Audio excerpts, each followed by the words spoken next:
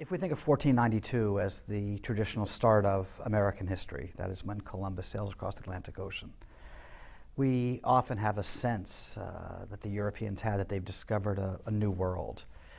And for them it was a new world. I mean, it was filled with great possibilities in all sorts of ways, and they look forward to exploiting those opportunities.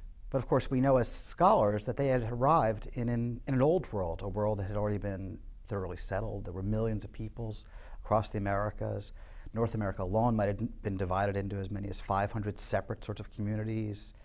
And one of the early mistakes that Europeans made is that Europeans looked at this landscape and, in their words, they saw a wilderness. The Pilgrim governor William Bradford in 1620, looking out at what modern-day Massachusetts, said that the Pilgrims had arrived and they'd come into a vast wilderness filled with hideous beasts and hideous men, and they didn't know what multitude there were of them.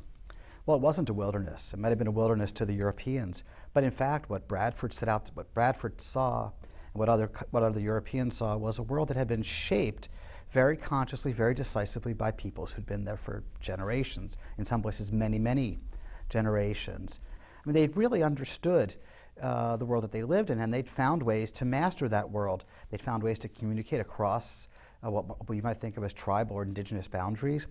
There were mediums of exchange like wampum, small shells harvested in Long Island Sound or Narragansett Bay that archaeologists have found deep into the interior. I mean, these are people who lived in a very sophisticated, complex societies. It was anything but the wilderness that Europeans thought.